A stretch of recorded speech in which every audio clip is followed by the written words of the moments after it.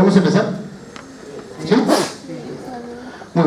Muy buenas tardes. En primer lugar, las disculpas del caso, la verdad no sé a qué hora era la clase, pero he tratado de venir lo más pronto posible. ¿Ya? Quien les habla es el doctor Cifuentes. Yo trabajo en el Instituto Nacional de Ciencias Neurológicas. Soy médico neurólogo, soy especialista en neurofisiología y hacemos todo lo que es la parte fisiológica del sistema nervioso. Para poder entender bien este tema, la idea que les quiero transmitir, que vamos a conversar, es que la fisiología del sistema nervioso trata de explicar el funcionamiento normal de nervios periféricos y nervios craneales, por ejemplo, a través de estudios neurofisiológicos como es la electromiografía y la velocidad de conducción.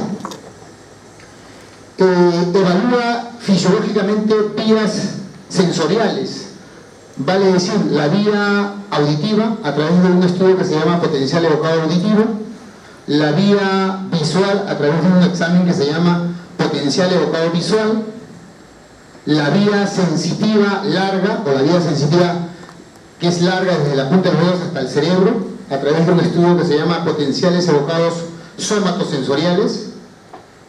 Evalúa todo lo que es corteza cerebral para estudiar básicamente patología epiléptica, epilepsias, a través de un estudio de electroencefalograma con diferentes variaciones, digamos, a través de un video electroencefalograma que es un electro en el cual al paciente se le graba durante el periodo que dura la prueba. Y hay, bueno, diferentes variaciones de este mismo estudio. Y el otro estudio es el que evalúa también el cerebro y el tronco cerebral, que es a través de los estudios de polisomnografía, que fundamentalmente lo que evalúa es la arquitectura del sueño, ¿correcto? Y así ya nos metemos al tema. Lo que vamos a hablar ahorita es, antes de meternos de frente, porque muy bien los trastornos del sueño los podría hacer con 9 slides y acaba el asunto, pero quiero explicarles más o menos cómo es la fisiología del sueño. De repente va a ser un poquito cansado, pero creo que va a ser estimulante también conocer algunas cositas, ¿sí? Y en ese sentido vamos a empezar hablando un poquito de la historia de lo que significa el sueño. No hay para correr, ¿no? Bueno. Según la mitología griega, Hipnos viene del griego sueño, y en el cual Hipnos era quien personificaba el sueño, ¿correcto? La madre de Hipnos, Nix, según la mitología, era la noche, quien según las tradiciones, hay una serie de literatura acá, mencionaban que lo había tenido a Hipnos sin intervención masculina, pero también algunas otras tradiciones mencionaban que el padre de Hipnos era Erebo, ¿correcto? El hermano gemelo o el hermanastro de Hipnos era Thanatos, es decir, la muerte no violenta. Y su equivalente romano de Hipnos era somnus, con la misma equivalencia de significancia que era sueño.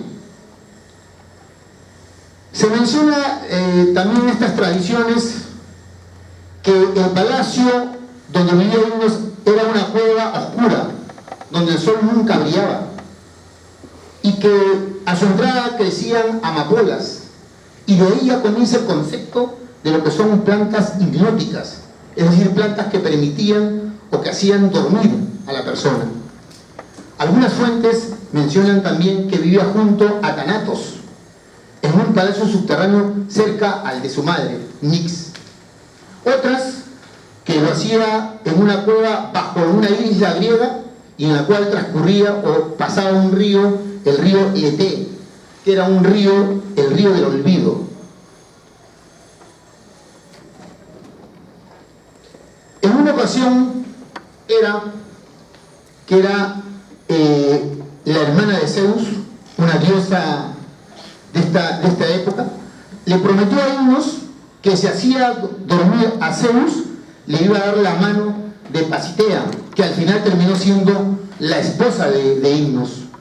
Pero cuando este intentó hacer dormir a Zeus, este se despertó en forma iracunda y bueno, quiso castigar a Hipnos, pero gracias a la madre de Nix, o a su madre de Nix, no llegó a recibir el castigo.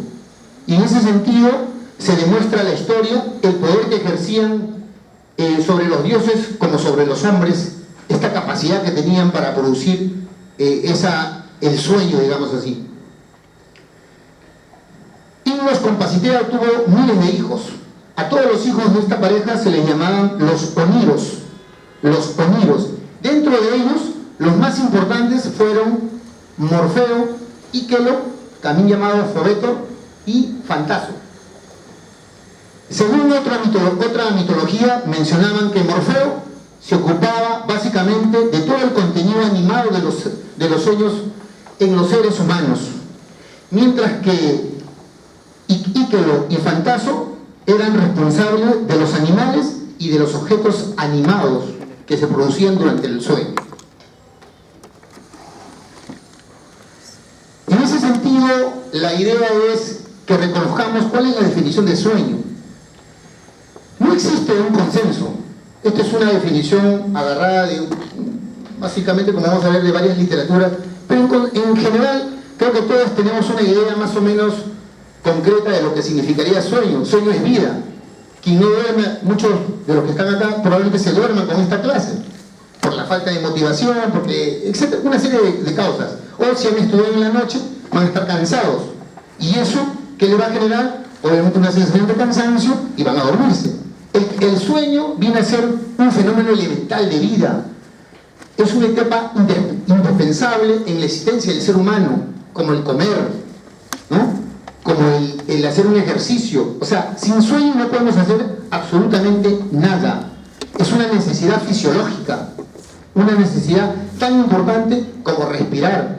Hay que dormir bien, hay que tener esa capacidad para nosotros generar siempre el sueño, que es un mecanismo, como lo vamos a decir a lo largo de la charla, es un mecanismo reparador de todo el sistema nervioso.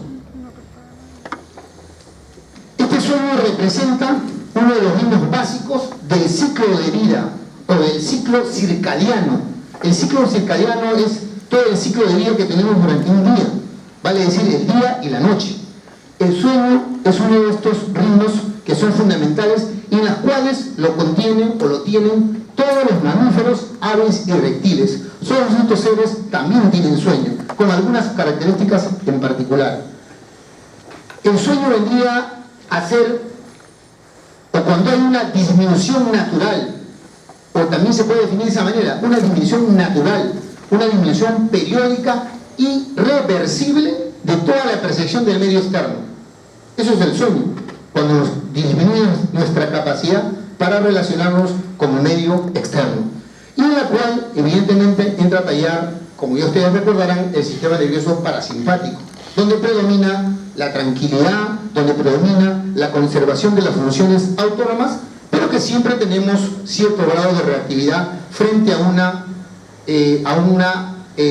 factor del medio externo. El que está dormido no significa que no va a despertar, ¿no es cierto? Sino que siempre tiene esa capacidad de reacción. Ocupa la tercera parte de la vida del ser humano. Acuérdense eso, la tercera parte de la vida del ser humano lo ocupa el sueño. Y en general, nosotros vamos a decir que se considera o sirve como una respuesta adaptativa y que proporciona un periodo de restauración. Todos debemos de dormir adecuadamente, y eso va a variar entre 6, 8 horas, algunos pueden decir 4 horas, etcétera, etcétera. El sueño restaura la fuerza, restaura energía física, energía mental, pero también puede ser un factor importante, ojo, en los aspectos de la inmunidad. Cuando uno duerme bien, el sistema inmunológico está totalmente activo.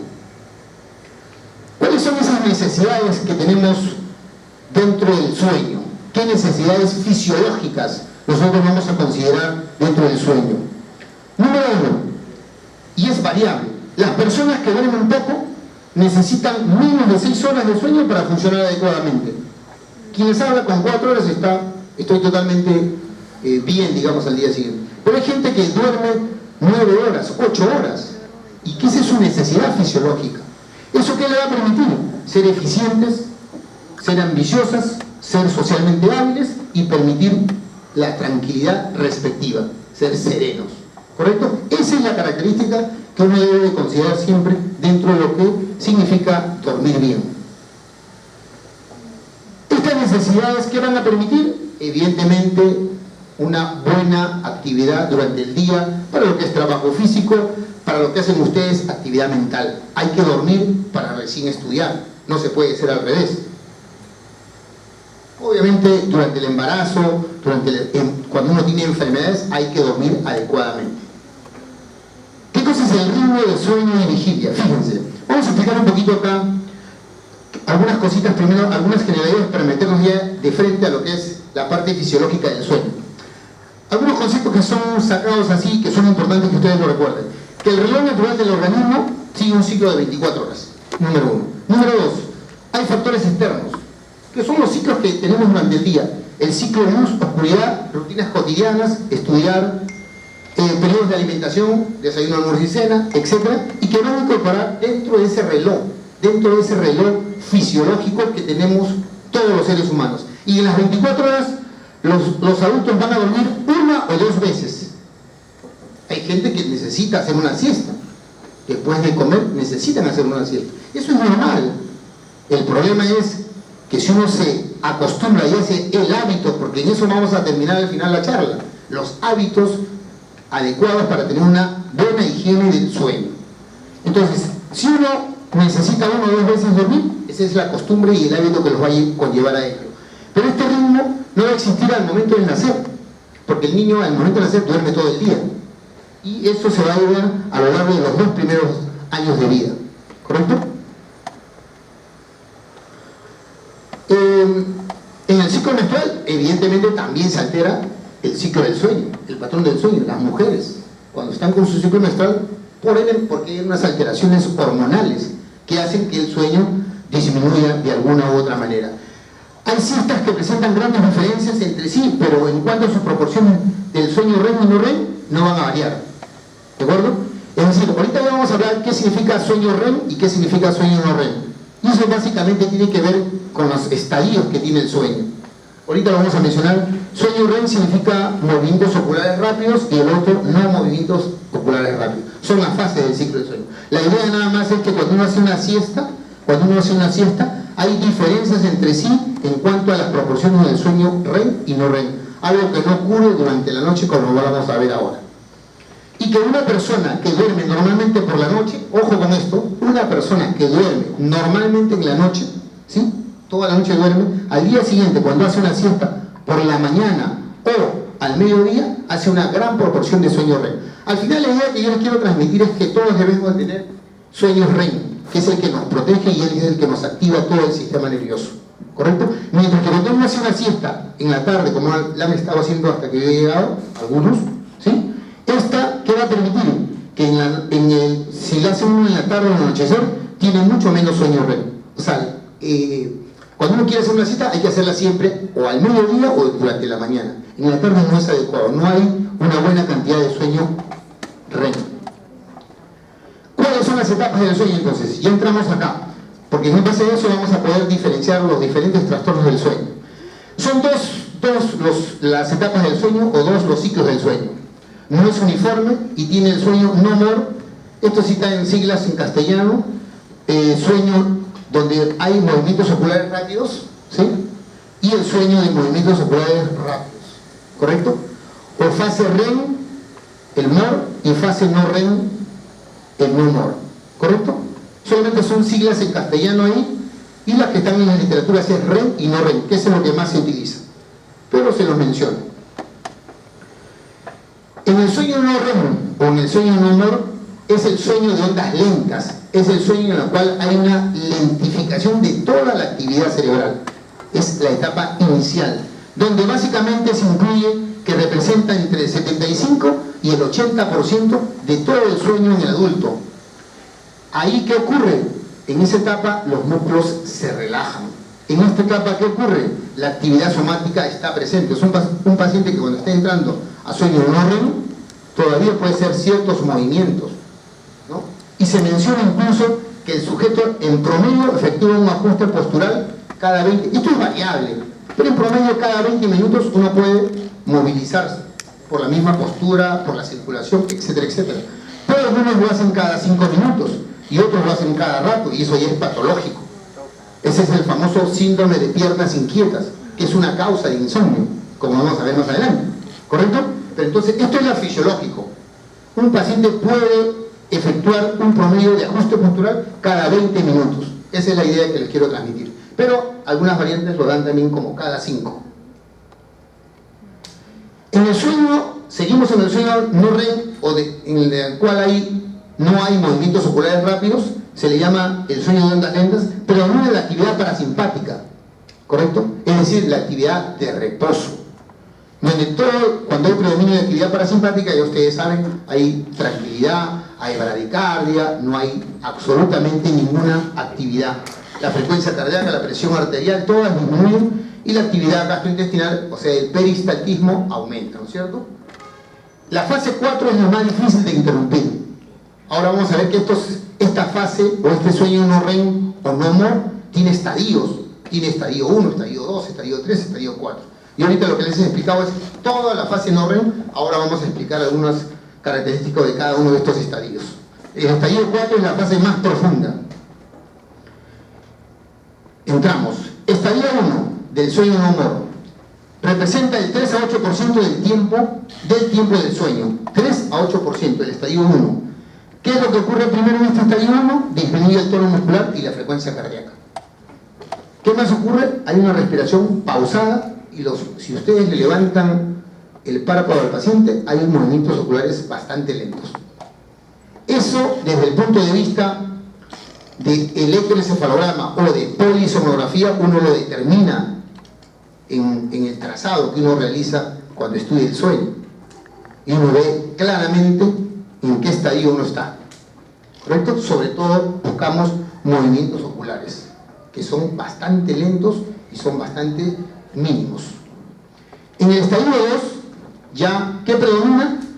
O es el que más predomina durante toda la noche, el estadio 2, y ocupa, miren, ya no el menos del 10% como el estadio 1, sino el 45 a 55% del sueño total de un adulto normal, ¿correcto? Ese es el estadio 2 del sueño no MOR. Estadio 1 es un estadio inicial, estadio 2 ya es el que predomina más durante toda la noche.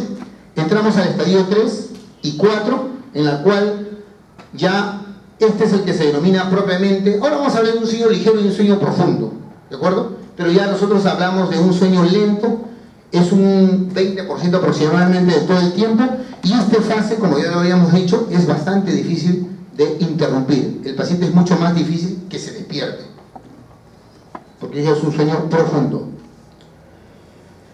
El sueño REM o el sueño MOR ya es el sueño activo. Miren qué característica tiene este sueño. Este sueño, aquí hay qué cosa, como sus siglas mismo lo dicen, hay movimientos oculares rápidos. Ahí en esa etapa ustedes le van a, y el paciente está con los movimientos oculares. ¿Qué cosa hay? El paciente está en sueño. Hay tono postural que no va a estar ausente. ¿Qué más hay? Los músculos esqueléticos que controlan los movimientos del ojo, del oído medio y de la respiración están activos. Ahí es fácilmente uno se podría despertar. ¿De acuerdo? Esa es la fase del sueño REM o del sueño activo. ¿Qué más se puede uno ver en esta etapa? Se va a perder la capacidad para regular la temperatura, ¿correcto? La temperatura corporal, por supuesto. Y aquí esto va a cambiar de acuerdo al ambiente. Si nosotros no tenemos a una persona que está durmiendo en un ambiente cerrado, la temperatura aumenta y evidentemente esto va a hacer que el paciente transpire y tenga todas las reacciones propias cuando uno está despierto. ¿Qué cosa va a haber a nivel ocular? Una miosis, es decir, una contracción de la pupila. ¿Qué más vamos a ver? Que la mayor parte de los movimientos del ojo son lentos y circulares, combinados con discretos movimientos rápidos. ¿De acuerdo? Esa es la característica que tiene el sueño REM. Recuerden al momento de hacer el análisis del himnograma. Tenemos que va a haber en esta etapa el umbral del despertar por estímulos externos va a ser más difícil de que despertar al sujeto. ¿De acuerdo? Y es frecuente que ocurran despertares espontáneos. El paciente entra en sueño no REM y sale fisiológicamente. Entra y luego ya queda en REM durante toda la noche. como ahora lo vamos a ver. Son ciclos del sueño que se van a ir dando progresivamente durante el sueño. Es frecuente que ocurran despertares espontáneos y que cuando es despertado en esta etapa se recuerda haber estado soñando. Esta es la etapa en la cual nosotros debemos de mantener. Un resumen. Fíjense, ahí está el término más utilizado, que es el sueño no REM y el sueño REM. El sueño REM ya lo dijimos, ahí están los 4 estadios, las características que hemos mencionado. Recordar que el estadio 1 del sueño no REM es una fase transicional, es cuando el paciente está en vigilia. Ahora vamos a ver una esquemita que se entiende mucho mejor. Está en vigilia y comienza a entrar en sueño. Ese primer estadiaje en el cual el paciente entra de vigilia a sueño es el estadio 1. ¿Correcto? Y ahí están las características que más o menos uno puede apreciar. ¿De acuerdo? No vamos a repetir eso, son características ya fisiológicas. Mientras que en el sueño REM, miren todo lo que se llega a ocasionar desde el punto de vista fisiológico. Lo importante acá, recordar, fíjense, que hay un restablecimiento cerebral y de crecimiento. Hay mantenimiento de la memoria. Cuando uno duerme adecuadamente, todo lo que ustedes han estudiado, terminan de estudiar y duermen, fortalecen el conocimiento. ¿Qué más va a haber? Hay un equilibrio emocional. Y obviamente que eso conlleva muchas veces al estado emocional y anímico de la persona. ¿Cuáles son las diferencias fisiológicas entre el sueño no REM y el sueño REM? Fíjense. Lo que me interesa básicamente, en la electromiografía, esto es lo que se analiza cuando uno hace un estudio de polisomnografía. Todas estas características se analizan, miren. Se analiza el primero, la electrooculografía. ¿Qué evalúa la electrooculografía? El movimiento ocular, evidentemente, ¿no es cierto? No hay movimientos oculares en el sueño no REM, hay movimientos oculares en el sueño REM. En la electromiografía, ¿qué evalúa? Ya les dije antes, evalúa el nervio y el músculo. ¿Qué vemos ahí? Una relajación parcial en el sueño no REM y una atonía muscular en el sueño REM o el sueño MOR. Ya las otras son características propias de la fisiología que uno se va a dar a nivel de la persona por predominancia del sistema parasimpático, ¿correcto? Y que todo es lo contrario al momento que uno entra en sueño REM, ¿ya? Lo fundamental es las dos primeras partes que les estoy mencionando. Estas fases del sueño, lo resumimos de otra manera, por lo tanto tienen 4 fases, ¿correcto? 4 fases que van a estar divididas de la siguiente manera, fíjense. La primera etapa hemos dicho la fase no REM o sueño no REM, que tiene la fase 1, la fase 2, la fase 3 y la fase 4, en la cual a las 2 primeras fases se les denomina fase de sueño ligero, y a las 2 fases, la 3 y la 4, la etapa de sueño profundo, y a la fase 5, en algunos libros la mencionan así, como el sueño REM. ¿De acuerdo? Estas funciones biológicas más bajas se van a dar a nivel o las funciones biológicas más bajas que durante la vigilia. Todas estas funciones van a estar mucho más disminuidas por predominancia del parasimpático durante el sueño que durante la vigilia. A ver, aquí algunas cositas directamente para que me puedan entender mejor. Fíjense, leemos primero esto. El adulto normal alterna con periodos de sueño no REM y REM. Ya lo hemos mencionado. Los 4 estadios del sueño no REM, que es la parte izquierda, ¿sí? Que es la parte izquierda. Ahí lo vamos a acercar mejor acá. Miren, estos son los estadios, ¿correcto? Aquí están los estadios. Estadio 1, estadio 2, estadio 3 y estadio 4. Uno después sale de los diferentes estadios. Es durante las 3 primeras horas. Uno sale al estadio 3, al estadio 2 y del estadio 2 pasa de frente al sueño REM. El sueño REM en las primeras horas generalmente es a los 90 minutos. A los 90 minutos este sueño REM es corto y ahí nuevamente entra a los diferentes estadios de estar en sueño REM, ¡pum!, al estadio 2, 3, 4. Sale nuevamente del sueño profundo y ya durante más de la mitad de la noche ya el sueño REM es el que predomina y ya no se da estos estadios del sueño no REM, que es lo que hemos mencionado, que tiene las características del sueño REM de producir ese equilibrio mental y fortalecer muchas de las funciones de cada uno de los seres humanos. ¿De acuerdo? Este es el ciclo del sueño. ¿Ya? Recordar ahí lo que dice, que los 4 estadios del sueño no REM ocurren durante un periodo de 30 a 45 minutos y que posteriormente se regresa al estadio 2. Esto es lo que estamos viendo. Se regresa al estadio 2 acá y de ahí se entra nuevamente al sueño REM. Y este sueño REM aparece primero a los 90 minutos y este se repite aproximadamente 4 a 5 veces durante todo el ciclo del sueño. La fase REM, que es la que hace que la persona descanse adecuadamente y se pueda producir toda esa fisiología que hemos mencionado. Algo más todavía. En los 2 primeros ciclos del sueño de la noche predomina ¿qué cosa? Las ondas lentas. ¿Por qué? Porque estamos en estadios 1, 2, 3 y 4 y hemos dicho que la fase no REM es el estadio de ondas lentas. Cuando yo hablo de ondas lentas ya son términos que se aplican cuando uno evalúa el estudio del electroencefalograma, que es el que evalúa la actividad cerebral propiamente dicha, ¿no? Y eso hace que los intervalos en cada etapa del sueño REM disminuyan y se incrementa la duración del sueño REM. ¿De acuerdo?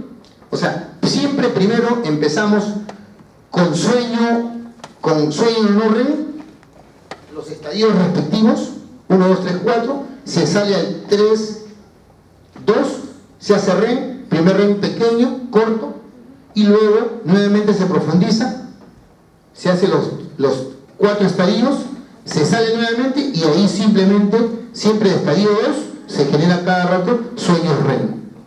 Si a alguien se le despierta ahí, perfecto, el paciente va a despertar como si estuviera soñando. ¿De acuerdo? Esos son los ciclos normales del sueño. Una explicación más. Despierto, mira a la izquierda, estadio 1, estadio 2, estadio 3, no REM. Se sale, estadio 3, 2, hacen el primer REM. El primer REM ya lo habíamos mencionado. Ahí más o menos no está tan claro de que debe ser, como dice la literatura, a los 90 minutos. Y de ahí nuevamente se ingresa, por ejemplo aquí ya se pasa de frente a hacer sueños REM. ¿Sí? Fase REM, se llega al estadio 3, más o menos en las primeras 4 horas del sueño, se hace REM, que es mucho menor que el segundo, y de ahí comienza nuevamente el episodio. Y eso se realiza unas 4 o 5 veces durante todo el ciclo del sueño, que ya hemos dicho que puede variar 6 a 8 horas. Eso es lo que más o menos nosotros encontramos cuando hacemos el estudio de polisonografía y fundamentalmente el electroencefalograma.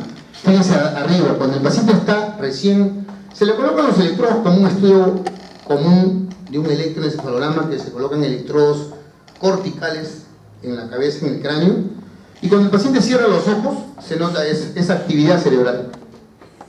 ¿Ya? Es una actividad cerebral en la cual se notan unas ondas que se llaman alfa y beta, y en lo cual, si a mí me muestran eso, yo digo, este paciente todavía está despierto, ojos abiertos, y cuando cierra los ojos simplemente la actividad se vuelve mucho más regular. El segundo trazado. Pero cuando ya uno está comenzando en lo amarillo, ya entra al sueño no REM, que es la fase del ciclo de sueño lento, y en la cual ya se dan esas características que hemos mencionado, que comienzan a disminuir toda la actividad cardíaca, los movimientos oculares comienzan a disminuir, hasta entrar al sueño propiamente de sueño profundo, que es el estadio 4, donde hay una gran predominancia de ondas lentas. Estas son las ondas lentas, ¿sí? En el estadio 3 hay escasas ondas lentas, en el estadio 4 ya predominan las ondas lentas, y uno ya puede decir, este paciente está profundamente dormido. Si comparamos este trazado con el primer trazado, el primero y segundo, solamente la diferencia de ojos abiertos y ojos cerrados es totalmente distinto. Y uno dice, este paciente está durmiendo, porque predomina la actividad lenta. Y lógicamente ya en el sueño REM ya comienzan, ya la actividad que hemos mencionado, ya comienzan, nuevamente se asemeja a un paciente cuando está despierta, porque este puede salir de este estadio fácilmente. ¿De acuerdo? Una persona normal, adulta, joven, como ustedes, el promedio de sueño debe ser de 8 horas diarias con 16 horas de vigilia. Pero eso, repito, es variable. Hay gente que duerme mucho menos, o también que pueden dormir más. En ese sentido, esas dos fases o estados fisiológicos se denominan, como hemos mencionado, sueño no REM o no MOR y el sueño REM o MOR. Movimientos oculares rápidos y movimientos oculares donde hay movimientos oculares y donde no hay movimientos oculares rápidos. Las personas que duermen mucho, más de 9 horas, ¿qué van a generar? Que tengan más periodos REM, pues, ¿no es cierto? Y si tienen más periodos REM, ¿no? Como hemos dicho, cada uno de ellos son indicadores del sueño REM que tiene relación con la viveza de los sueños. Es decir, vamos a ver personas que pueden hacer grados de depresión, grados de ansiedad y que pueden ser retraídos socialmente, ¿correcto? O sea, hay que siempre pensar en esos periodos REM que uno va a tener. Contra más sueño tenga, esos periodos REM pueden incrementarse. ¿Cómo se regula el sueño? Fíjense, esto no lo voy a hacer porque sería bastante... Lo informo porque es importante mencionárselos. No existe un único centro del control del sueño. El control del sueño vamos a ver que está a lo largo del tronco cerebral y la actividad cortical, o sea, tronco y cerebro, donde hay órganos reguladores como el tálamo, de acuerdo, como la hipófisis, a través de la secreción de hormonas. Entonces, lo que no me interesa que sepan es que básicamente estos centros van a estar interconectados a través de estos neurotransmisores, estas sustancias químicas. ¿Ya? Que eso yo la voy a pasar, básicamente ustedes la pueden leer para que sepan, porque a mí me va a interesar explicarles el último esquemita. ¿Ya? Miren, estos son las sustancias que básicamente participan durante el sueño. Ahí tenemos la serotonina para que puedan leer cómo es que se forma y en qué participa, la noradrenalina, ¿sí? La dopamina, la acetilcolina, importantísima en la producción de lo que es el sueño REM, ¿sí? Hay estudios ya que están relacionando por dónde se origina esta acetilcolina a nivel cerebral. Como vamos a mencionar un núcleo que es importante, el núcleo basal de Meissner, que es rico en acetilcolina y que se está estudiando mucho en los pacientes que hacen demencia. Los pacientes que hacen demencia, como ustedes sabrán, no duermen bien. Y una de las probables fisiopatologías que se le está dando a estos pacientes es buscar la actividad del núcleo de Meissner, o el núcleo basal de Meissner. Pero bueno, ahí lo tienen para que lo puedan leer. A mí me interesa esto básicamente, fíjense, la histamina. ¿Cuáles son esas localizaciones que tienen estos neurotransmisores durante el ciclo de sueño y vigilia, o estas sustancias químicas? Fíjense, el sistema del despertar o estado de vigilia son estructuras anatómicas que nos permiten mantenernos despiertos, ¿sí? Y en ellos, ¿quién participa? El tallo cerebral, es decir, el tronco cerebral. ¿Quién más? El sistema reticular ascendente, el famoso SARA, o formación reticular simplemente, que está a todo lo largo del tronco cerebral. La región del hipotálamo posterior, hipotálamo. Y por último, el tálamo. Estos 4 centros, estos 4 lugares, nos permiten que se genere la estimulación de la corteza cerebral, vigilia, y que básicamente uno mantenga ese estado de vigilia durante el día, y durante la noche la actividad de estos centros disminuya. ¿De acuerdo? Y estas localizaciones van fundamentalmente a nivel del tronco, a nivel del mesencéfalo, donde se encuentra el núcleo del RAFE, ¿sí? Con neuronas que son ricas en serotonina, a nivel del locus ceruleus, el locus ceruleus que libera noradrenalina y que se encuentra también en el tronco, a nivel de lo que es protuberancia y bulbo, en el piso del cuarto ventrículo, a nivel del núcleo basal de Meissner, que como ya lo mencioné antes, es rico en acetilcolina, ¿sí? Despierta al paciente, pero también participa en lo que es memoria, ¿de acuerdo? Y por último el núcleo supraquiasmático, que es del hipotálamo y que permite básicamente ser un marcapaso regulador de los ciclos de sueño y vigilia. Esa es la fisiología normal que tiene todas las personas. Hay otros núcleos, solamente los menciono, pero los primeros 4 son bastante importantes. Fíjense, hipotálamo, sustancia negra, mesencéfalo, área ventrotegmental tálamo, núcleos tegmentales ventrolateral tálamo, y el pedúnculo continuo a nivel de lo que es el pedúnculo y la protuberancia. ¿De acuerdo? Y ahí está resumido todo, fíjense. Todos los ciclos de sueño y vigilia nacen ¿dónde? A partir de la activación que se dé a nivel del tronco cerebral con todos los diferentes núcleos que hemos mencionado, y esto lo que hace es activar la corteza cerebral. Activa la corteza cerebral y uno se mantiene despierto.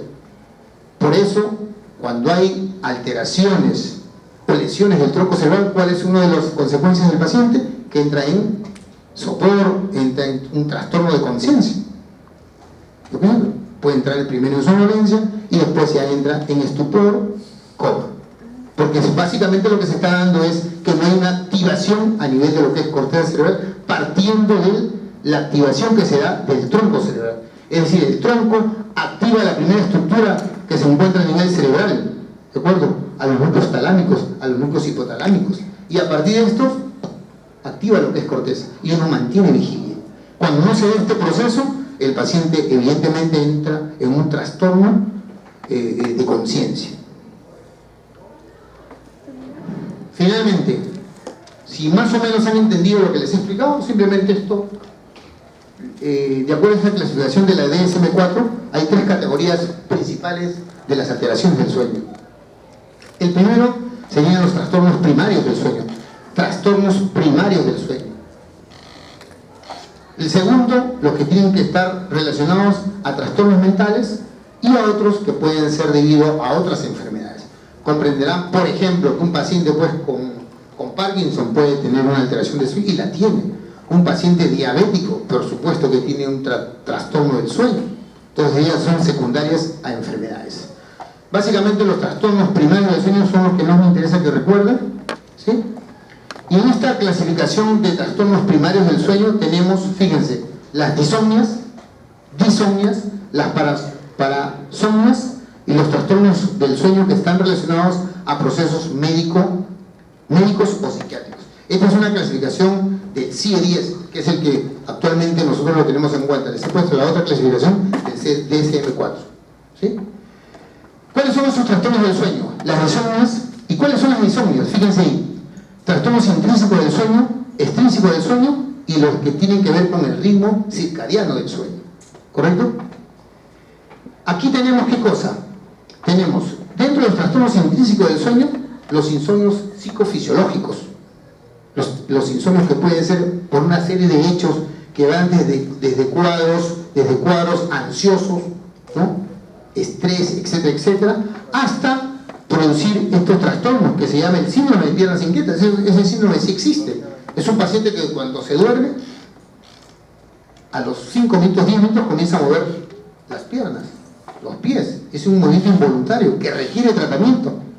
Y muchas veces, si no está la pareja, si es que tiene pareja, ¿sí? Ella es la que diagnostica el caso. Por eso todo el paciente con trastorno de sueño siempre tiene que ser evaluado con la pareja. Cuando es solo, es bien dificultoso, pero cuando tienen una pareja, una persona acostada, a ella se le investiga siempre, ¿ya? Entonces, hay trastornos intrínsecos del sueño, el insomnio psicofisiológico, el idiopático, donde uno nunca llega a detectar las causas que producen estas alteraciones del sueño, la narcolepsia, que vamos a comentarla, la hipersomnia recurrente idiopática, la hipersomnia postraumática, el síndrome de apnea del sueño. Son pacientes, esos pacientes roncadores, que cuando roncan parece que se están ahogando. Son diferentes tipos, apneas y hipoapneas tremendas, los movimientos periódicos de las piernas, ¿sí? Y el síndrome de piernas inquietas. Esos son trastornos intrínsecos del sueño. Los que son extrínsecos del sueño tenemos cuando se deben a una higiene inadecuada del sueño: dormir con el televisor, fumar en la noche, tomar alcohol, ¿sí? Vitamina C, tomar jugos de naranja, tomar café, etcétera, etcétera, que lo vamos a mencionar al final. Trastornos ambientales del sueño, el ambiente donde uno duerme debe ser el óptimo, que hay algunas características que las vamos a mencionar. Insomnio de altitud, cuando uno va a la altura se puede ocasionar una alteración en el sueño por esos cambios. Y en fin, miren, toda esta es la clasificación del CIE-10 que lo lleva también a trastornos del sueño por ingestión, como ya mencionamos, de fármacos estimulantes, ¿de acuerdo? O el mismo alcohol. Del ritmo circadiano, miren ahí, debido a la zona horaria, cuando uno viaja, por ejemplo, del este al oeste o viceversa, Si ustedes se van ahorita a Japón, el cambio de horario es total, ¿cierto? Entonces eso va a generar en la persona que tenga un trastorno del sueño, fisiológico, pero si los tiene. Trastornos que tienen que ver con el trabajador nocturno, las personas que trabajan, los policías, los médicos que hacen guardia, ¿no? Todas las personas que trabajan durante la noche, durante años, al final terminan teniendo trastornos del sueño, señores. O sea, es definitivo que el ser humano está adaptado para estar en el día despierto y en la noche dormir. Y el hacer actividades durante la noche genera que a la larga uno tenga problemas de sueño. Trastornos del ciclo del sueño y vigilia diferente de las 24 horas. Eso es muy importante tratar de determinar siempre. Cuando el paciente, luego de dormir y al día siguiente está despierto, comienza a tener trastornos que tienen que ver con sus periodos en los cuales está despierto y dormido. Duerme, al día siguiente despierta, duerme, y de ahí comienza a tener los trastornos propios del sueño, que se pueden dar a través de cuadros de que en el día tenga mucho sueño y en la noche menos sueño, o viceversa, que duerma demasiado en la noche, no despierte en el día y durante el día también pueda tener periodos de sueños, de microsueños. ¿De acuerdo? Las parasomnias o parasomnias son trastornos del despertar. Lo que hemos hablado antes son las disomnias. Las parasomnias son trastornos del despertar, son trastornos de la transición del sueño y vigilia, son asociadas habitualmente con el sueño REM. Toda parasomnia está asociada al sueño REM y existen otras más que no están dentro de la clasificación. Los trastornos del despertar que hemos mencionado son el despertar confusional, son el sonambulismo. El sonambulismo es un tipo de parasomnia que se da en los pacientes. El sonambulismo es una alteración del sueño que necesita y que requiere tratamiento y que uno tiene que investigarlo en base a sus antecedentes y en base también a buscar patología orgánica. Terrores nocturnos, sobre todo en niños, cuando a los niños se les asusta demasiado, terminan haciendo este tipo de patología, estas parasomnias al despertar. Trastornos de la transición sueño-vigilia, que son al momento que uno duerme, puede estar hablando. Hay personas que hablan bastante durante el sueño. Es un tipo de parasomnia, pero que se debe a una transición entre el sueño y la vigilia. O también los famosos calambres nocturnos que se dan en las piernas. Muchas veces los calambres los consideramos como una patología circulatoria, ¿sí? Una patología circulatoria, pero no nos damos cuenta que puede ser también un tipo de calambre que se pueda estar dando durante esa transición del sueño y vigilia. Y esto es básicamente actividad cortical. Las que están asociadas con el sueño REM son las famosas pesadillas. ¿Quién no ha tenido una pesadilla? Son las parálisis del sueño, las erecciones relacionadas con los trastornos del sueño, sobre todo en la época de la pubertad. Las erecciones dolorosas relacionadas con el sueño, eso ya se da en adultos. Y las arritmias cardíacas relacionadas con el sueño. Fíjense, las arritmias cardíacas, miren la importancia que tiene. Por eso durante el estudio del sueño, que es a través de la polisonografía, nosotros evaluamos actividad cardíaca.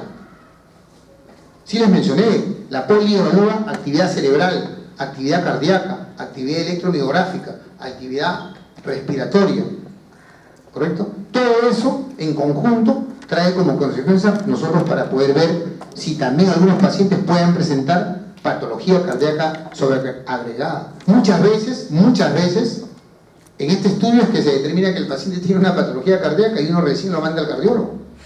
O que el paciente tiene un problema a nivel de lo que es vía respiratoria y uno lo manda obviamente al neumólogo o al otorrino para poder determinar cuáles son las causas de este tipo de parasomnias.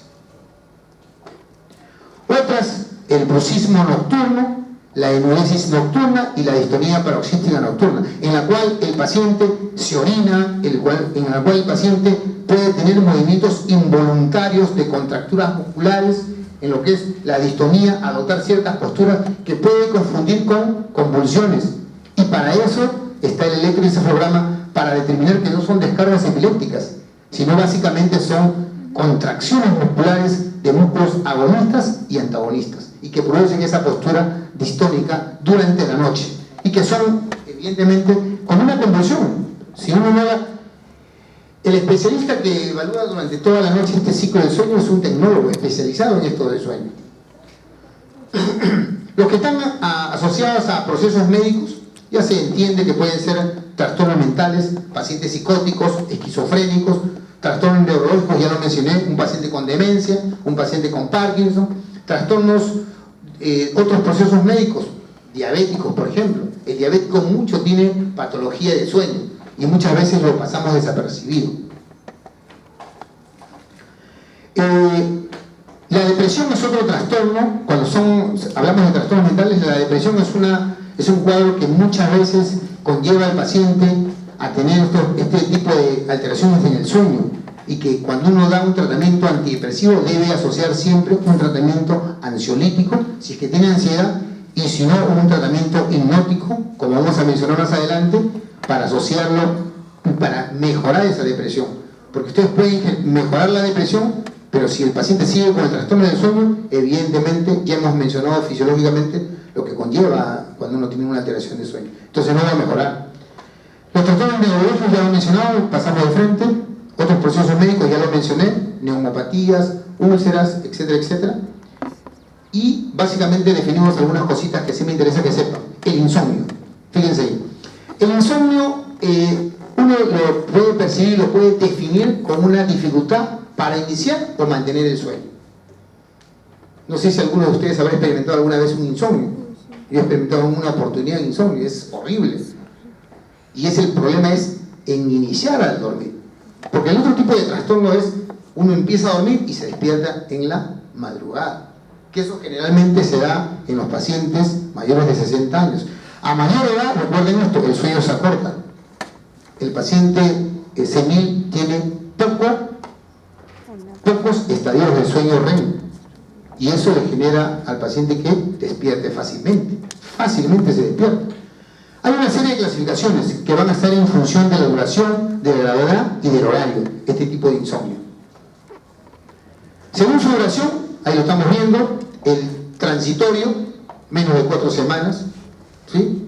Yo, por ejemplo, he tenido un tipo de trastorno transitorio. El que sea a corto plazo, su agudo, 3 a 6 meses. Y el que es ya crónico, más de 3 a 6 meses. Más de 3 a 6 meses.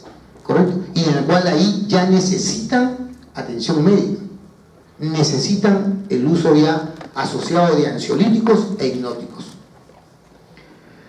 El sueño leve o ligero, en la cual hay un mínimo deterioro de la calidad de vida. Ya hemos mencionado que el sueño tiene que ver con la calidad de vida.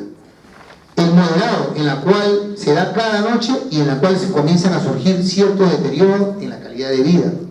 Y el severo, evidentemente, es aquel en el cual el paciente no duerme nada y está totalmente deteriorada la calidad de vida, el paciente no trabaja y el paciente hace un cuadro ansioso sumamente rebelde a los tratamientos. Eso hay que tener siempre presente. Por los horarios, ya lo mencionamos, al momento de iniciar el sueño, al momento de mantener el sueño o al terminar el sueño, y eso hace que uno tenga un despertar precoz, sobre todo en las madrugadas. ¿De acuerdo? Este insomnio primario que nosotros vamos a considerar durante al menos un mes, el insomnio primario, ¿sí? Y es independiente de cualquier enfermedad física o mental conocida, cuando es primario. Y se caracteriza porque uno no puede conciliar el sueño y, ya lo dijimos, tiene despertares o micro despertares frecuentes. El aumento de la actividad fisiológica o psicológica nocturna y un condicionamiento negativo respecto al sueño hace que el paciente esté totalmente alterado. El paciente que tiene un insomnio primario es un paciente como cualquiera de los que estamos acá, que aparentemente no tenemos ninguna patología y comenzamos a tener este tipo de trastorno. Hay que hacer una investigación exhaustiva del por qué se está generando este tipo de insomnio. El 90% de los casos nunca se llega a averiguar el factor etiológico. ¿Qué hacemos acá? Bueno, hay frustración, hay malestar, hay preocupación, evidentemente. ¿Qué hacemos acá? Cuando el factor es por factor de condicionamiento, hacemos todo lo contrario, ¿no es cierto? ¿Qué hacemos? Utilizamos la cama solamente para dormir. Evitamos que el paciente durante el día utilice la cama. ¿Correcto?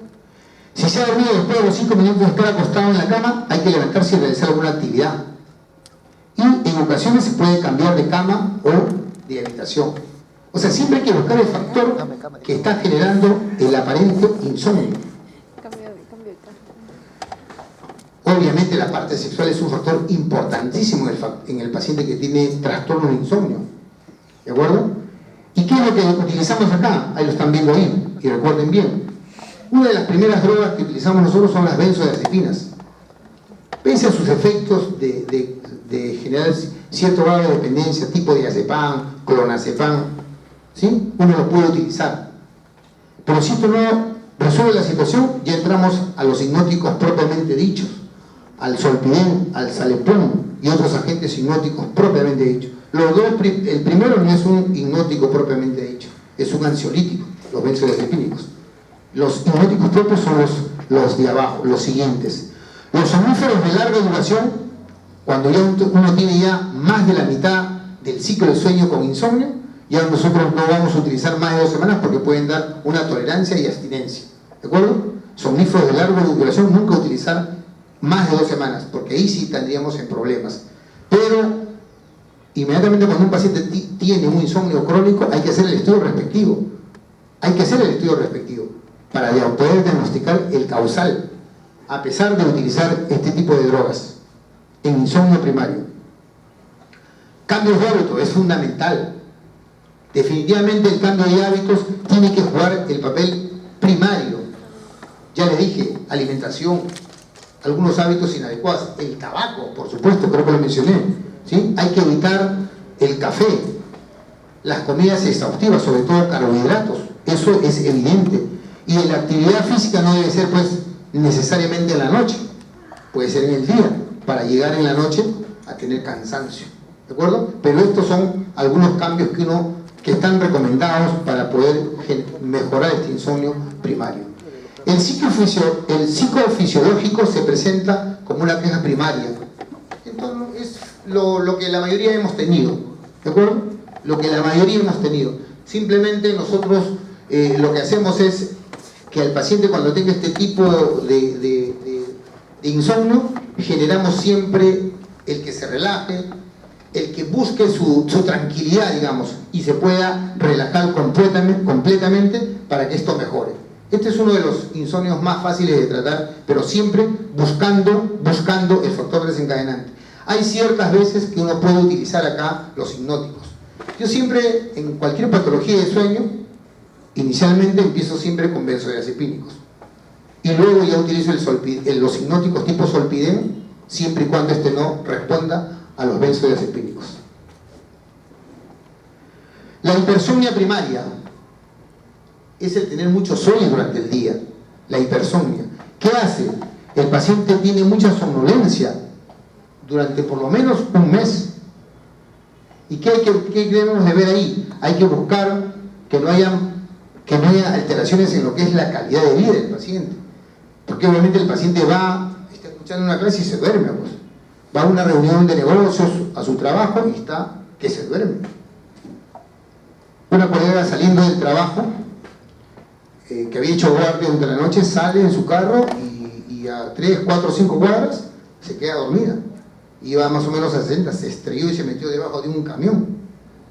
Hipersomnio, por cansancio, evidentemente, ¿no? Y la pregunta siempre que le hicimos luego que ocurrió esto, y gracias a Dios no le pasó nada, solo el carro se destruyó, era si ella no se percató de que estaba cansada, porque cuando uno está cansado y está manejando, uno tiene que parar, pues.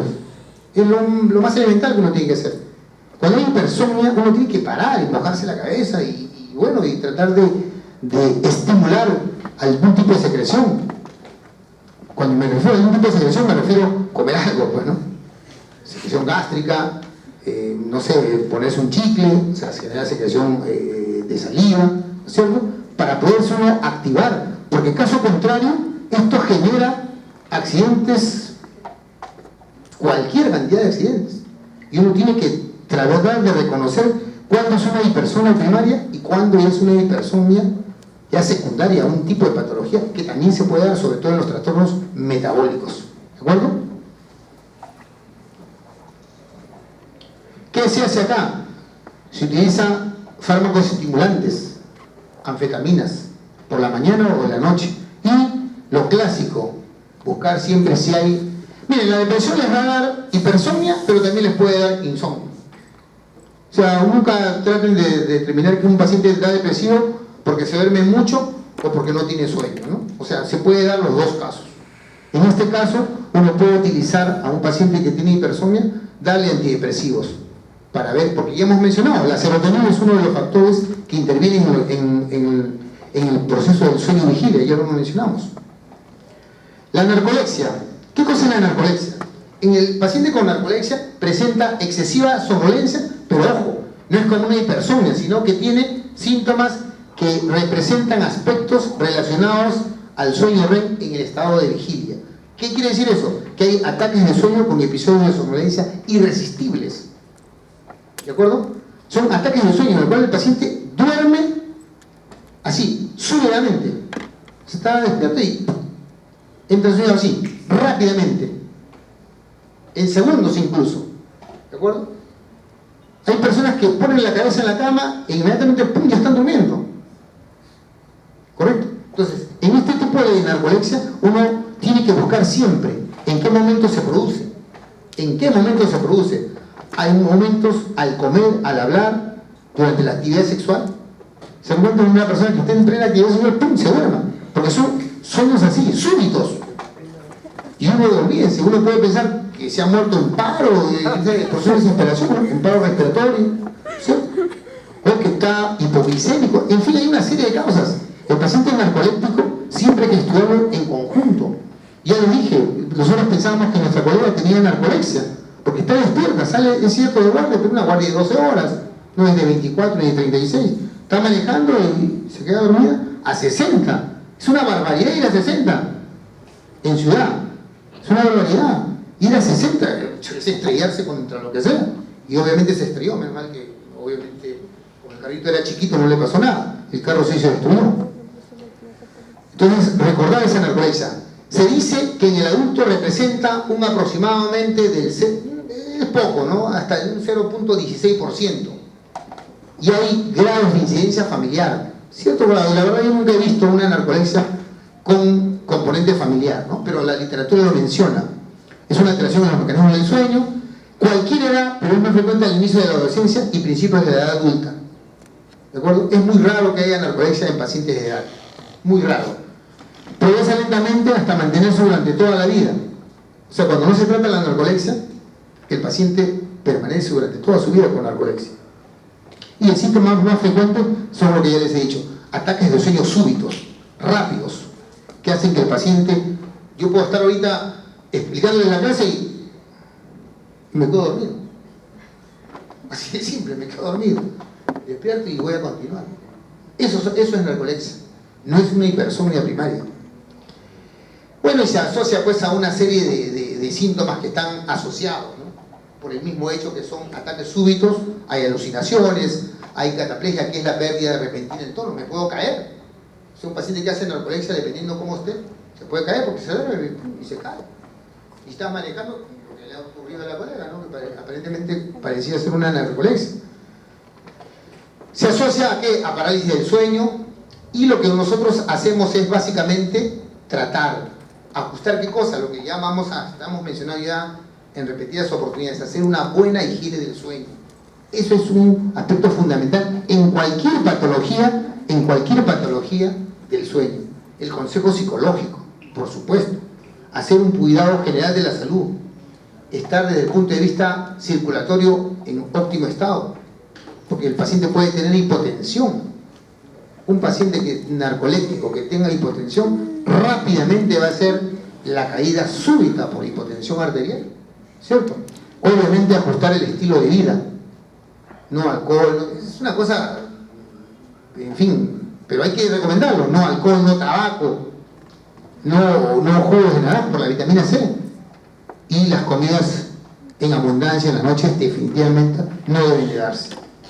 O en cualquier hora del día, en general, en los pacientes que tienen narcolepsia, porque una comida en abundante carbohidratos, sea en la mañana o en la tarde o en la misma noche, genera el sueño, porque aumenta el metabolismo, como ustedes ya saben. Medicamentos, los más utilizados es el modafinilo, que no lo tenemos, pero que sí tratamos de asociar siempre con antidepresivos. Trastornos del sueño relacionados a la respiración: se pueden producir apneas, hipoapneas y desaturaciones de oxígeno. Y los que pueden provocar hipersomnias, las apneas del sueño y la hipoventilación. ¿De acuerdo? Aquí básicamente lo que vamos a hablar es de esta nada más, que es la más frecuente. De todas esas alteraciones que tienen relacionadas con la respiración, este es el que es más frecuente. Y son los famosos roncadores, pues. Ustedes tendrán algún familiar, algún hermano, o su papá o su mamá que roncan con cualquier cantidad. Vean, hay que tratar eso. Son las apneas obstructivas del sueño, en las cuales ahí hay un cierre de la vía respiratoria y que hace que el paciente ronque y hasta tenga, parece que se está ahogando, ¿cierto? ¿Y eso qué le va a generar a la larga? Un trastorno del sueño. ¿Por qué? Porque no va a dormir, siempre va a estar cansado. Y eso es una causa que puede ser ya una hipersomnia, ya no primaria, sino secundaria, este tipo de alteración. ¿Cómo se diagnostica? Con un estudio de polisonografía. Se diagnostica el tipo de apnea, ¿de acuerdo? Son los roncadores y que sobre todo se ven en los pacientes que tienen sobrepeso. Eso es un aspecto importante. Los pacientes que tienen sobrepeso. Los pacientes que tienen mandíbulas pequeñas, que tienen micronapnia, acromegalia o hipertiroidismo. En ese tipo de pacientes siempre uno tiene que preguntar cómo es su forma de dormir. ¿Y quién lo determina? El paciente no, lo determina la pareja. La pareja es que diagnostica este tipo de cuadros, no lo diagnostica el paciente. El paciente muy rara vez con apnea va al médico, excepto pues ya cuando ya está empezando sus estadios ya finales de cansancio, de depresión, porque el paciente no tiene una buena calidad de sueño. ¿De acuerdo? ¿Cuáles son las consecuencias médicas a este tipo de trastornos? Las arritmias, ya le hemos dicho, hay arritmias cardíacas relacionadas a ellos. Y obviamente cualquier edad, ¿ya?, incluida la infancia, puede tener cualquier alteración de los que hemos mencionado. Y siempre hay que buscar, repito nuevamente, el factor probable que esté desencadenando esto. ¿Qué es lo que se hace? Básicamente se utiliza ese famoso, el CPAP, que es un tipo de aparato que hace que mejore la respiración, pero para eso primero se tiene que hacer el estudio de polisonografía, diagnosticar el tipo de apnea, porque hay diferentes tipos. La más frecuente es este tipo que hemos mencionado, y con eso utilizar este aparatito para poderlo mejorar totalmente, ¿ya? Hay apneas centrales del sueño. Estas sí se producen fundamentalmente, estas apneas centrales del sueño se producen fundamentalmente en ancianos.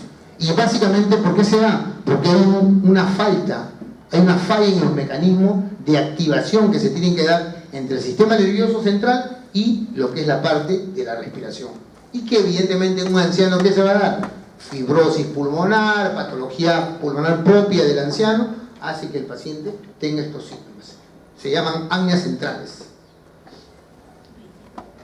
La hipoventilación central alveolar básicamente es un trastorno propio a nivel pulmonar que también origina un trastorno del sueño, ¿de acuerdo? Y que uno debe diagnosticarlo muchas veces en forma fortuita.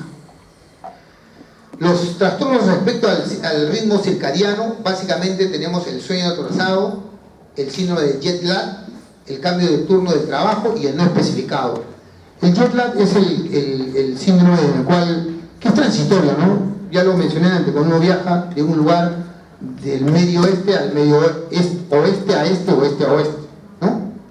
Entonces eso, el cambio brusco, o no brusco, sino el cambio digamos, de horario brusco, que generalmente pueden ser más de 12 horas, hace que el paciente tenga trastornos en la iniciación del sueño. Los turnos de trabajo ya lo mencioné. El sueño atrasado básicamente es en acostarse y despertarse tarde, ¿de acuerdo?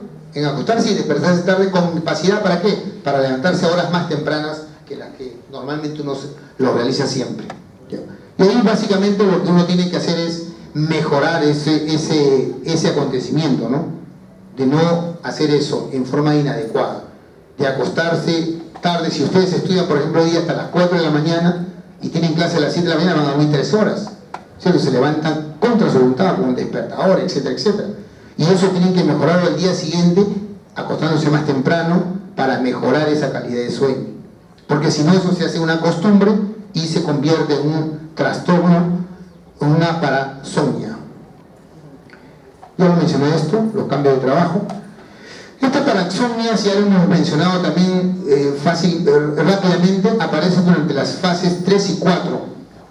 Y básicamente lo que presenta el paciente casi siempre es un mal recuerdo de la alteración. Los pacientes que tienen parasomnia siempre tienen un mal recuerdo de la alteración que les produjo este tipo de patologías. Y básicamente tenemos aquí el sonambulismo, fíjense. Es muy frecuente el sonambulismo, muchas veces no lo diagnosticamos, porque hace falta, repito, siempre el acompañante. Son conductas complejas. Generalmente se puede dar en el primer tercio del sueño, durante la fase no REM, es decir, la fase del sueño lento, y sobre todo en el sueño profundo, ahí es donde el paciente se levanta, no tanto de repente así como está en el esquema. El clásico forma es que uno levanta la mano, es mentira. El paciente con sonambulismo es un paciente que camina y que se puede tropezar, por supuesto. Un paciente que venga acá, ¿qué creen que va a levantar el pie y va a seguir? No, se va a caer. Y obviamente eso le genera que se despierte, ¿no es cierto? Se pueden sentar en la cama, pueden inclusive efectuar esto, lo que dicen, actos motores perseverantes, ¿de acuerdo? Perseverantes, es decir, pueden comenzar como si estuvieran clavando algo, o pueden comenzar como si estuvieran contando monedas, ¿de acuerdo? Estando en sonambulismo, ¿de acuerdo? Y es una patología que hay que diagnosticarla, sobre todo cuando se presentan en gente joven, es bastante peligrosa. Ya hemos dicho, caminan, se visten, van al baño, hablan, gritan, pueden hasta conducir, fíjense, pueden hasta conducir. Evidentemente, ¿quién va a dejar que un paciente con sonambulismo conduzca, no? Tendría que estar viviendo solo, prender su carro, y no, porque estos son actos ya mecánicos, ¿ya? Y miren, ahí lo estamos viendo, ¿no? En gente joven, entre 4 y a 8 años, ¿no? Pero también se puede permanecer en adultos, es más común si en niños, ¿de acuerdo? El tratamiento, ¿qué cosa es? Tomar las medidas oportunas para evitar los posibles daños. No se puede. Por eso los mitos antiguos es que nunca al paciente con sonambulismo hay que despertar. Sí, diría yo, pero siempre hay que protegerlo. Al paciente con sonambulismo se le protege hasta que esto pase. Y el paciente se le echa hasta que el paciente nuevamente comience a despertar. Evidentemente va a haber lo clásico que hay en un trastorno del sueño, el cansancio. Los terrores nocturnos también se imaginarán que van a ser propios de personas de pacientes jóvenes, ¿sí? Se presentan generalmente en el primer tercio de la noche y durante los estadios profundos del sueño. La mayor parte de patologías, fíjense dónde se dan, en las fases no REM, ¿cierto? Inicia con gritos de gladiador o llanto. Diagnóstico diferencial, una epilepsia, ¿de acuerdo? Las manifestaciones de conducta intensa generan una ansiedad y que pueden llevar al paciente al pánico, a un trastorno de angustia. Y se siente en la cama con una expresión aterrorizada, gritando. Y repito, en un terror nocturno siempre hay que hacer el diagnóstico diferencial con una epilepsia. Permanecen despiertos al momento de despertarse, y eso es lo que hace y confunde más que puede ser una epilepsia, porque el paciente permanece confuso. O sea, cuando se despierta, y eso es lo clásico que uno busca siempre en un paciente con epilepsia, si está desorientado en el estadio posictal. Entonces, no guardan recuerdo alguno, no saben absolutamente nada. Y el episodio de terror nocturno, después del primer giro, continúa con sonambulismo. O sea, el niño que hace terror nocturno, inicialmente por susto, hace el terror nocturno y comienza a hacer sonambulismo, muchos de ellos. Es frecuente en niños y son episodios aislados que se van a presentar en estos casos. ¿Qué se le da? Un diazepam, pues. El diazepam simplemente, un poquito de diazepam, dosis pequeñas, y van a ver que eso mejora tremendamente. ¿Qué es lo que les hace el diazepam? Les produce pues sueño, no los dejan salir de esos estadios, ¿no? Que es lo que predomina en estos casos. Las pesadillas son sueños largos, terroríficos, después de los cuales el individuo despierta asustado, ¿sí o no? ¿Alguien habrá tenido una pesadilla? ¿Quién no ha tenido pesadillas? Todos hemos tenido pesadillas, definitivamente. Y cerca del 50% en la edad adulta sufre pesadillas ocasionalmente. Evidentemente uno no las dice, por vergüenza, sabe Dios, ¿no? Y no suelen precisar un tratamiento específico. El paciente con pesadillas no se le da nada, simplemente se les explica o generalmente se les hace ver de que son sueños, ¿no? Son alteraciones del sueño básicamente, pero que no conllevan en lo absoluto a producir ninguna alteración a nivel en el desenvolvimiento del paciente durante el día. Benzodiazepinas, cuando es el caso, cuando el paciente tiene mucho temor, hay que dar benzodiazepinas, pero no hay ningún daño al momento que se despierta, como hemos dicho, y el paciente va a hacer su actividad totalmente normal. El bruxismo relacionado al sueño también es un diagnóstico diferencial, porque generalmente estamos acostumbrados a pensar que el bruxismo se da mucho porque el paciente tiene parasitosis, sobre todo en niños. Esto es más frecuente en niños, ¿no? Rechina los dientes, tiene parásitos. Mentira, está haciendo un bruxismo relacionado con el sueño. Y está básicamente en el estadio 2 del sueño no REM. Es decir, en el sueño ligero, ¿cierto? Sueño ligero 1 y 2. No se apreció solamente cuando produce el dolor de la mandíbula por la mañana, porque ustedes traten de rechinar, hay que apretar bien el diente para que se produzca el bruxismo, el rechinamiento. Y el paciente o el niño hace que muchas veces no lo escucha, o cuando lo escucha le resulta ser causa de despertar, muchas veces. Y uno tiene que tratar de buscar siempre el componente que lo va a asociar. Buscar parasitosis, por supuesto, pero de no hallarlo, uno tiene que hacer el tratamiento. Se coloca una placa a nivel de lo que es, y eso ya lo ve el odontólogo. Miren, todos los trastornos del sueño es un tratamiento multisistémico. Lo ve el neurólogo, lo ve el neumólogo, lo ve el otorrino, lo ve el odontólogo. Uno tiene que tratar de buscar todo lo que se relaciona con el sueño, ¿ya? Es un equipo multidisciplinario que se encarga de ver un trastorno del sueño.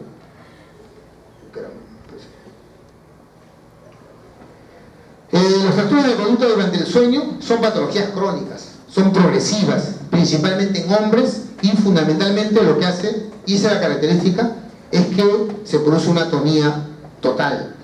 Es decir, el paciente cuando está con este trastorno es un paciente que puede tener una conducta violenta compleja y luego atonía. Hace la actividad como si fuera un desmayo, se tiende a caer, ¿de acuerdo? Y eso generalmente puede cursar con trastornos ya psiquiátricos. Un paciente que hace este tipo de trastorno, aparte de poderlo uno diagnosticar con un estudio de polisonografía, debe verlo siempre el psiquiatra. No es fisiológico, digamos, que esto se esté presentando. Evidentemente puede haber un cuadro depresivo de fondo, pero siempre hay que verlo asociado o que también lo tenga una evaluación por el psiquiatra. La somniloquia es un trastorno tanto que se va a presentar en adultos y niños, va a aparecer en cualquier episodio del sueño, sea en la fase de sueño ligero, sueño profundo o estadio REM, ¿sí? No suelen revelar secretos, el paciente habla, se puede acompañar de terror nocturno, ¿de acuerdo? Y el paciente habla y habla, pero muchas veces no se deja entender. Otras veces pueden tener una cierta hilación de cierto recuerdo y lo transmite hablando en la noche, pero no tiene ninguna importancia el paciente que habla, salvo pues que, miren, el 80% de patología de sueño lo diagnostica la pareja, y es la pareja que obliga al paciente a ir al médico. El paciente con una patología rara vez va al médico solo, excepto por la pareja, ¿de acuerdo? Esto, salvo que para la pareja sea que le genere una dificultad para que pueda dormir, lo lleva al médico. Las somniloquias no tienen ningún tipo de tratamiento específico. Se puede dar, evidentemente, algunos ansiolíticos para generarle, como hemos dicho, sueños profundos. La parálisis del sueño es la incapacidad repentina para ejecutar movimientos voluntarios. Es como su nombre mismo lo dice, una parálisis. Es como si fuera un tipo de narcolepsia, un tipo de sueño súbito, pero que al inicio, la característica es que se presenta al inicio del sueño, ¿de acuerdo? Al inicio. O sea, ni bien uno está entrando en vigilia y va a entrar en sueño, ahí se presenta la parálisis del sueño. O también se puede ser al final del estadio, al momento de despertarse. Esa es la gran diferencia con los pacientes que tienen narcolepsia o que tienen, por ejemplo, patología propia de una hipersomnia y que genera que en la noche el paciente no duerma. Relacionados con otros trastornos mentales ya lo mencionamos. Básicamente es buscar siempre la patología primaria y tratar esa patología y asociar siempre un ansiolítico. Este tipo de insomnio sí tratados al eje 1 y 2 básicamente son patologías bastante raras. Yo nunca he visto este tipo de insomnio, ¿no?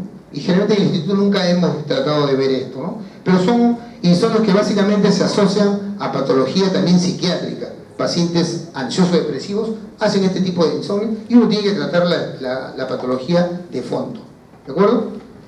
Ahí estamos viendo trastornos obsesivos compulsivos, etcétera, etcétera. La hipersomnia, igualito. Debido a enfermedades médicas, ya lo mencionamos, diabetes a la cabeza, hipertensión arterial, siempre hay que buscar ese tipo de patologías. Cuando uno sospecha que el insomnio es secundario a, busquemos la patología de fondo. Epilepsias, evidentemente, epilepsia y sueño es una de las cosas que en las últimas décadas se está estudiando bastante. Epilepsia y sueño, se le está dando mucho auge. ¿Por qué? Porque la epilepsia es una actividad cerebral, es una actividad anormal de la corteza cerebral y hemos hecho que el sueño activa la corteza cerebral. Entonces, hay una relación directa entre lo que es el sueño y la epilepsia. Y casi todas las formas de epilepsia, casi toda la mayoría parte de epilepsia, sean estas generalizadas o parciales, ¿ya? Mejoran o empeoran dependiendo del momento del ciclo del sueño. Un paciente con epilepsia, cuando duerme bien, su número de crisis disminuye. Repito nuevamente, un paciente con epilepsia, el número de crisis que se presenta tienden a disminuir tremendamente. Mejoran cuando uno tiene una buena calidad de sueño. Y evidentemente cuando se presenta durante el sueño, su nombre ya es lógico, epilepsia del sueño, ¿no es cierto? Cuando se presenta durante el sueño. Hay un grupo de pacientes que tienen epilepsias cuando duermen, no durante el día, solamente cuando duermen. Y uno tiene que tratarlas tan igual como cuando el paciente está despierto. No es que no se trate una epilepsia cuando se presenta durante el sueño, por supuesto que se trata. Y aquí uno tiene que tratar de buscar siempre el factor también desencadenante de la epilepsia, por supuesto. Esto no lo vamos a mencionar. Hay síndromes de deglución anormal relacionados con el sueño, ¿de acuerdo? Asmas relacionadas con el sueño. Fíjense, una serie de patologías. Patología cardíaca, hemos mencionado la arritmia del sueño, ¿sí? Reflujo, esto es frecuentísimo. Se despierta, todo, se despierta, siempre se despierta. Buscan todo y no hay nada. No hay absolutamente nada. Y el paciente simplemente tiene un reflujo gastroesofágico y esa es causa de insomnio. Hay que buscarle causa. Por supuesto que tiene algunos síntomas asociados, que el paciente puede despertarse con sensación pues, de ahogo y con sensación digestiva básicamente, y eso ya permite al paciente, al médico llevar a una interconsulta con el gastro. Esto es raro también. Los trastornos que son inducidos por sustancias, o sea que producen somnolencia, existen N sustancias que uno siempre tiene que buscar si es por medicamento la causa que produce la alteración del sueño.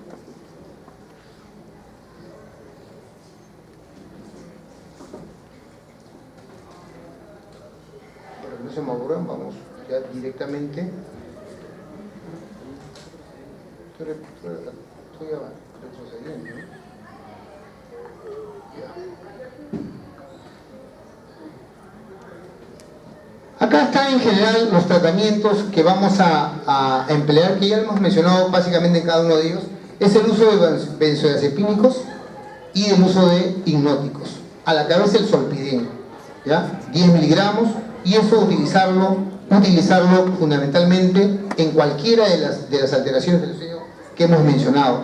Pero lo más importante ahí son la higiene que vamos a tener siempre en el sueño, los hábitos que van a ayudar a un mejor sueño, a una mejor calidad de sueño, ¿de acuerdo? Y eso es lo que tenemos que tratar de siempre estimular a nuestros pacientes, a que en la noche no se come demasiado, que en la noche no se toma café, que uno no debe dormir con el televisor, y que la actividad física siempre debe ser realizada en el día.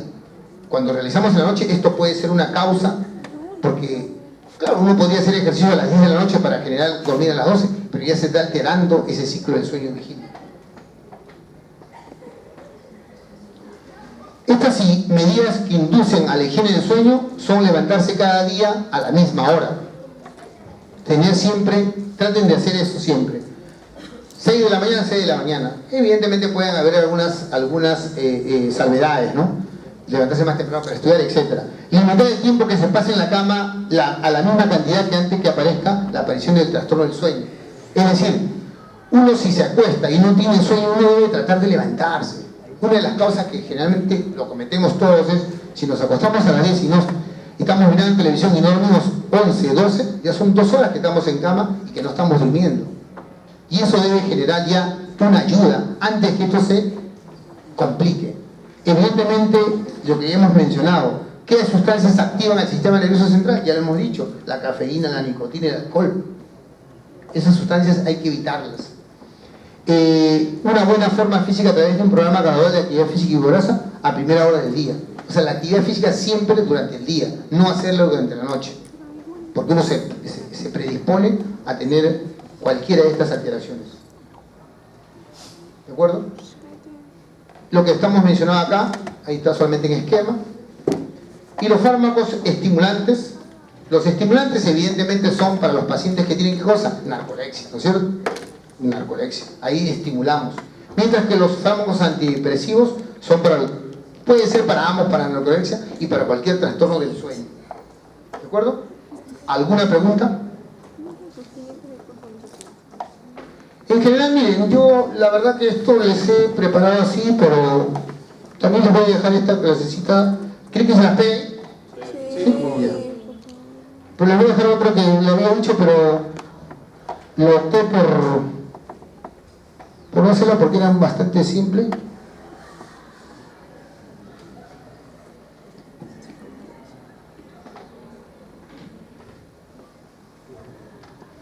Y ahí queda esa.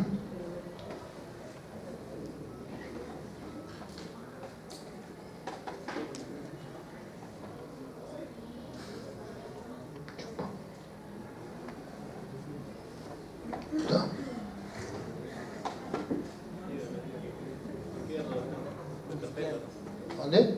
A la izquierda. Ahí. No, izquierda. Ahí. Anda, un poquito. A la izquierda. Ahí. O sea que son 2 clases de nutrición. Súper. Yo les aconsejo que también lean esto, porque esto les va a venir de todas maneras, ¿se les sabe? Yo no es mi culpa. ¿En serio? Esta es la que yo les iba a hacer, pero básicamente esto era como la clase era básicamente mencionar los trastornos del sueño, pero no hubieran entendido quizás mucho menos si no hubiéramos hecho un poquito de la fisiología del sueño, ¿no? Pero eso al final son los trastornos que ustedes deben de reconocer, ¿no? Trastornos primarios, disomnias y parasomnias, ¿sí? Insomnio primario. ¿Qué es eso? CIE-10, ¿no? Pesadillas, terrores nocturnos y sonambulismo, que ya lo hemos mencionado, ¿de acuerdo? Y ahí ya comenzamos a hablar de cada uno de ellos para que ustedes se puedan mencionar cuáles son los trastornos del sueño primario, ¿de acuerdo? Y se los dejo también eso, ¿ya?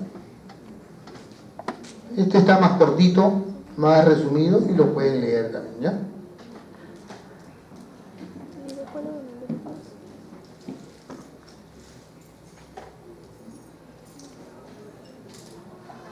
¿No hay preguntas? Sí, yo cuando escucho una clase de sueño me duermo, con toda sinceridad, yo les entiendo.